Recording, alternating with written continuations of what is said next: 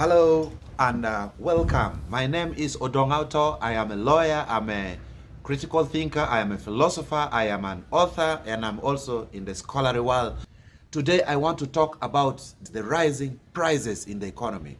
But just a quick reminder, I'm a graduate from the prestigious Makerere University with a Bachelor of Arts in Political Science and Economics. So I can talk with authority like someone who came from the Ivory Tower, the university north of River Limpopo and the south of Sahara. So I will talk today as an economist to critically analyze why all these issues are happening in the economy.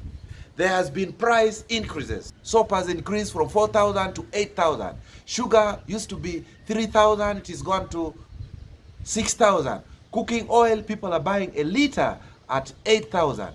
12 millimeter metal for building used to be 38,000. Now it is 50,000. Cement used to be 33,000. Now people are buying cement between 40 to 50,000. DAP fertilizers, the fertilizers we use in the gardens, used to be 1,000 shillings a kilo. Now it's 6,000. So there is inflation. What is inflation? Inflation is price increases. The rise in price of goods in the economy, where the cost of production has increased. Now, why has the cost of production increased? And what is the government reaction? Now let's look at the major triggers of the economy. There are two types of commodities. Commodities with elastic demand and commodities with inelastic demand. Commodities with inelastic demand are commodities that people cannot do without, like sugar, soap, salt, fuel. And commodities with elastic demand are commodities that people can dispense with in case of a rise in prices. So we have a situation where the commodities with inelastic demand like sugar, soap, and salt has got a price increase. So it is affecting people, and the income of the people have not increased. Now, why has the cost of production increased?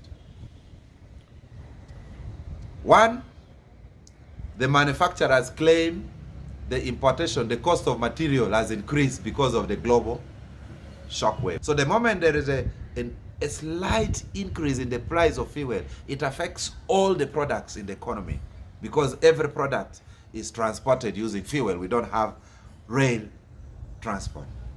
Now, what should be done? I have seen the government economists like Dr. Gobi Ramathan making explanations. I am perplexed. The government says they are reducing the CBR lending rates so that people can borrow money from the banks. So that they reduce the CBR rates to 6%, and they are surprised the banks are not reducing the lending rates. Now, this has three severe limitations. The first one, during inflation, government should make efforts to suck money out of the economy. During inflation, the government policy should not be to increase money into circulation. What economics have people studied? So this is the time where even government should increase the CBR rate so that the commercial banks can increase the rates of lending loans to people, so that when there is not much money in circulation, those people who are increasing prices at the pump would see people not buying the commodities, and then the prices would come down. So this is not the time for reducing the CBR rate. Even if you reduce the CBR rates, the commercial banks will still say the money we lend to people we borrowed from another source. The reduction of CBR rates by the government can affect the money we shall lend in 2 or 3 years. So in any case, it will enrich banks. So the policy of reducing the CBR rates so that people can borrow more money is economically, in my opinion, untenable. The second reaction from government is taxes. As of now, the government of Uganda is taxing each liter of fuel at 1,500 shillings. And they have also hired another company to mark fuel at 30 shillings per liter. You even wonder why they would pay a company 30 shillings per liter. What these companies do at the border, they stop the containers, those trucks with fuel, they get a sample, check the quality, and then they allow the fuel to enter into the country. So if a truck is carrying 1 million liters of fuel, you pay that company 30 shillings to mark each liter of fuel, yet they just take a representative sample. So now there are economists who are arguing that government should remove the 1,500 shillings on taxes for fuel per liter so that the prices of fuel can come down. Is this a good argument? There are two sides of the coin. One, even if government reduces taxes on fuel, the fuel dealers will not reduce the price at the pumps. So price controls will affect the middlemen. This is where I agree with the government economists. The other time government reduced taxes on sugar, but the prices of sugar did not fall down. So the middlemen, the manufacturers are waiting for any silly move of price controls from government so that the money goes into their pocket. But the Kenyan government had to subsidize, they had to get their money and pay taxes so that the prices can come down. This is now where the government economists, the government of Uganda, should start thinking. The IMF gave money for COVID relief. They gave loans to governments in the world. To Uganda government, they gave $1 billion US. And so far, 280 million US has already been dispersed for COVID relief. So the questions our legislators should ask government, where is the money? This is the money that should help to accommodate the shock waves of the recovery from COVID. Where is the money? Where is the money? This is the money that should be used to help mitigate the fluctuations. We can give money to manufacturers to stimulate production so that cost of production cannot go high, so that in future we can recover the money through tax reliefs and tax holidays. Something has to be done. In many countries, like United States of America, they have fuel reserves. At one point, fuel will get finished. So the Ugandan government, the fuel reserve in Jinja, first of all, is empty. Secondly, it is privatized. Idi Amin was very wise to put up a fuel reserve to foresee such situations that when prices are high, government would move money from their reserves and supply the fuel pumps. When prices go down, the fuel pumps, the fuel companies would reimburse the fuel of government. The one of Jinja is empty. What a shame. So in case the price of fuel goes up to 10, 20,000, government has no capacity. What is government doing? Instead, government of Uganda is building another fuel reserve at Buloba in Mityana. We are just building a reserve. This is the time where, even in traditional African society, you keep some food in the granary. During dry season, the food from the granary is got to help people to recover from the long dry spell. Now, we have a situation where they are building the granary at the time when hunger and inflation has hit the economy. The government of Uganda economies are free market economies. And I've personally interacted with President Museveni. He's a liberal economist. What do liberal economists think? President Museveni thinks of jobs, jobs, jobs. Liberalize the economy, let the forces of demand and supply sort out itself. That is the thinking of the government, which is a philosophical thinking. But my thinking is that the economy cannot be left to the forces of demand and supply. There has to be intervention by government at one point or another. Now, if Ugandans decide to import goods like cement, like wheat from other countries, it arrives in Uganda cheaper than the ones in Uganda currently.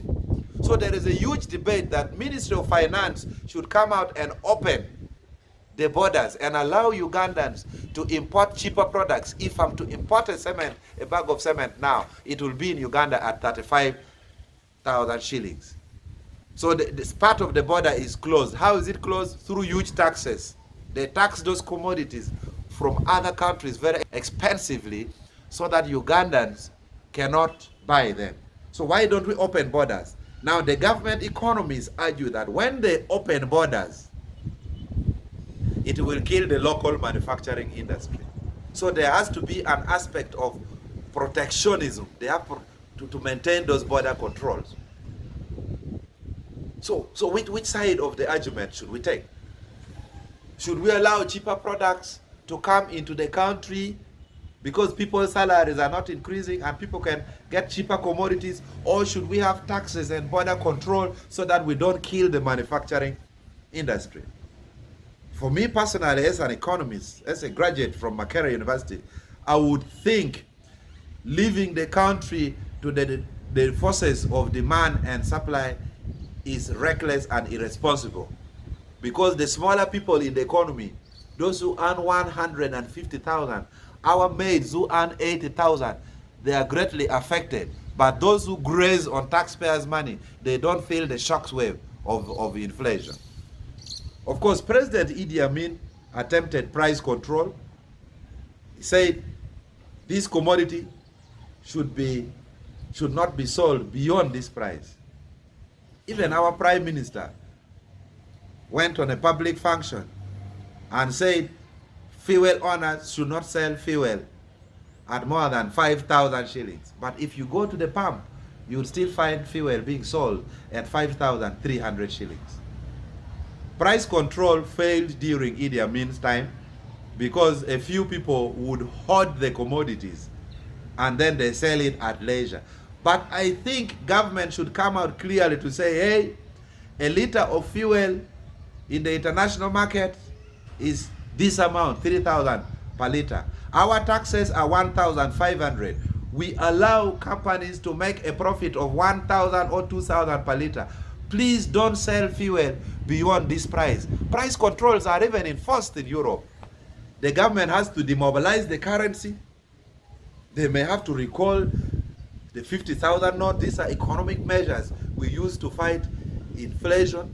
The government may have to operate a surplus budget. The government will have to stop paying debts. Because when we pay debts, we pay in dollars. May not be the right time from an economic point of view to pay debts because it will make the inflation spiral. The government has to use the money given by the IMF to stimulate production, so that we can have these products in circulation, and the government has to exercise price control. Ugandans, we are just lucky. We are used to corruption. We don't survive only on our salaries. In Europe, if your salary is 900 euros, that is it. You cannot even get €1 from anywhere else except through sports betting. So if there are price increases, people go to the streets. But here, because you are used to lose money, corruption, civil servants are taking bribes, where every aspect of the country is run on corruption, you can still afford to get additional money to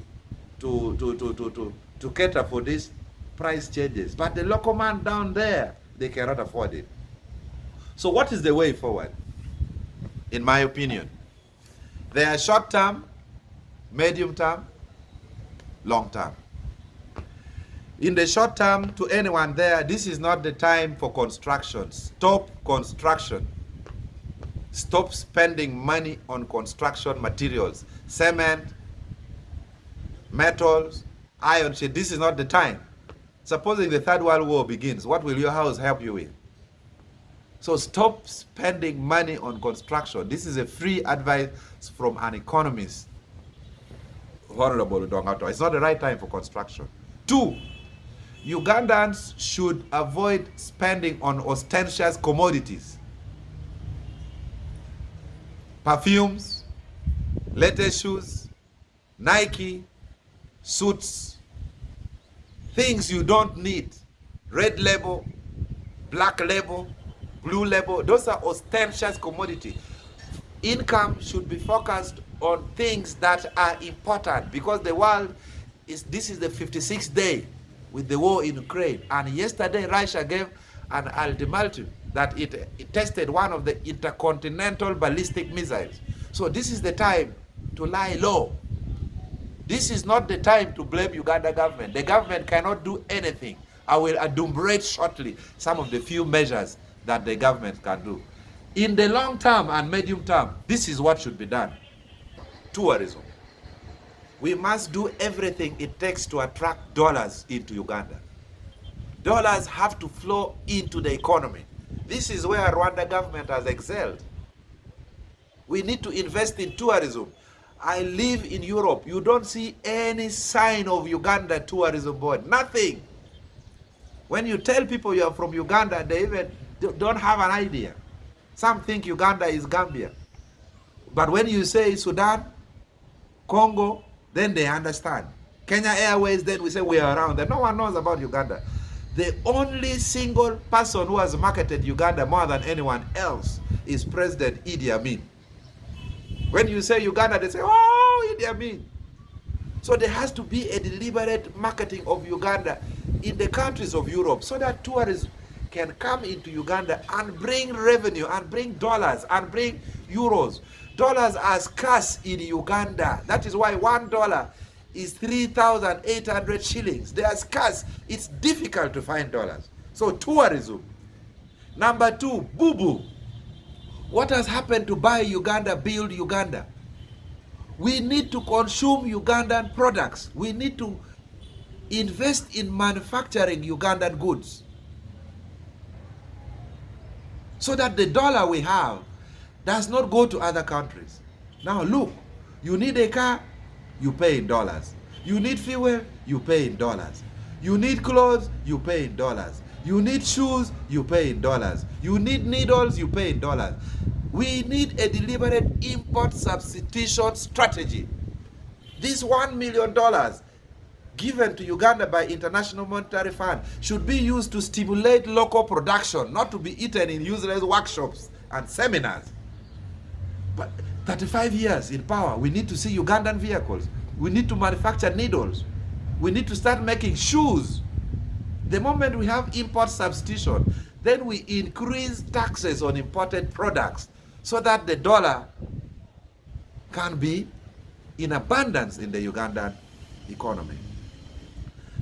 The most important thing is that we need to Ugandanize the economy. The Ugandan economy is still foreign owned.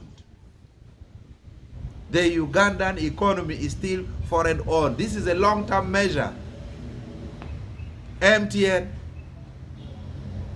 Uganda Breweries Limited, ESCOM, Omeme, Stanbic Bank, DFCU, who are the major shareholders. I will talk about banking sector in another video. Housing finance, who are the major shareholders. Construction of roads, huge, China. So the Ugandan economy is not locally owned. The Ugandan economy is foreign owned. And yet in Kenya, the Kenyan economy is Kenyan owned. In Nigeria, the Nigerian economy is Nigerian owned. So we need to Ugandanize Uganda economy. We need to promote local products. On the 2nd October 2013, President Museveni signed and assented to the law called Anti-Money Laundering Act. Now, you need to read that legislation. This is a piece of legislation that is to control capital, to control movements of money, locally and internationally. Section 9, 10, 11 are of interest. Under Section 10, it states that it is illegal for anyone to move with 1,500 currency points out of Uganda without declaration and filling a form, a prescribed form C. So 1,000 currency points is about 1,000, each currency point is 20,000. So 1,500 currency point is 3 million shillings. No one should move with that money out of Uganda. 1,500 currency points without declaring with Uganda Revenue Authority. Now, my biggest disappointment is that there is massive capital flight.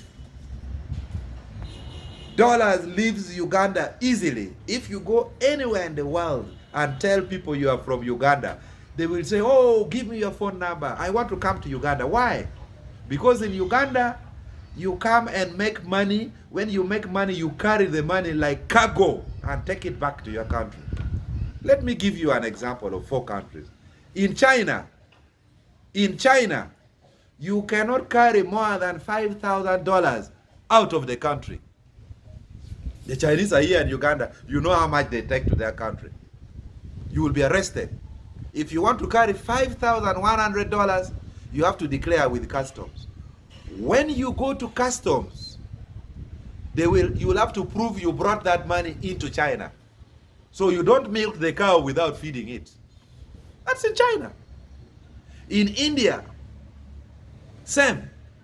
You cannot carry more than $5,000 out of India. That is in cash. If it is by traveler's check, it is $10,000. They will have to prove that you brought the money in India and you are going with it back. So you cannot milk the cow without feeding it. There are Indians here. They make 100, 200 million a week and carry it and take it to their country. Really, where is our government? Where is the government? You are carrying guns, tear gas. What about this economic policy? Huh? And people are carrying money out of here. In Egypt, you cannot take money out of the country more than $10,000. The limit per day is $635 per day. If you are a company, 6,000. I am building a mosque in Pajula in my constituency. I got some funding for the Muslim community from Egypt. Up to now, they cannot send money because the government has put a cap. They cannot send more than $5,000 out of the country. You make your dollars in Egypt, keep it there. So governments have monetary and fiscal policies that control the flight of dollars out of the country.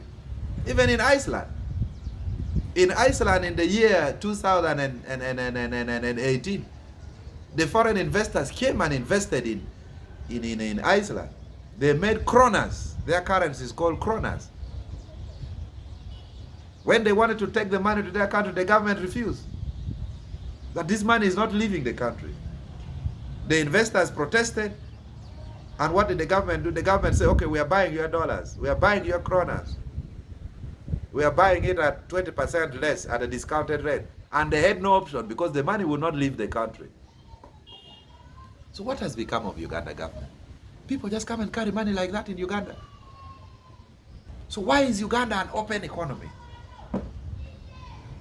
Actually, doing business in Uganda is like a gang rape of a prostitute. People come and do what they want and they carry the money they want and take it away. I can say with certainty, I know of companies here that every Sunday, the last flight leaving Entebbe, they are carrying money like cargo. They make money, change in dollars, pack in used suitcases, transport it to the airport, and carry the physical money like cargo. Where is the government of Uganda? We passed the law. People move with over $20,000, $30,000 at the airport. They take the dollars out of the country. If the officials get them, they say give something. They give something. People at the airport are doing personal business. You give $100, they let you board the plane. So why is the dollar important? The dollar is important because if there is a lot of dollars in Uganda, assuming $1 is 300 Uganda shillings, it means if you want to import a car from Japan, they say it's $10,000, you will pay 30 million for the car. But when the dollar is 4,000, you will pay 40 million. So you lose 10 million shillings just because of the fluctuation in the exchange rates. So President Museveni, you are sentenced to the law. The law is not being followed. People are ferrying money out of Uganda as cargo in tons. In many countries of the world, you make your money, you keep the money here, you invest it here. Even a small country like Burundi, the dollar to the shilling is low. In Rwanda, the dollar to the shilling is low. In Kenya, the dollar to the shilling is low. In Uganda, the dollar to the shilling is high. You people in government, you are agents of those international companies. You are making a lot of personal enrichment at the expense of Ugandans. So we will suffer with inflation. The last man in the village there will die. You cannot print more money. You will have more inflation. These are small policies that should be done. Control capital flight, buy Uganda, build Uganda, Ugandanize the economy, and then we will see in the long run the situation normalizing. Thank you for watching. Please subscribe to my channel, and you're welcome. Thank you. God bless.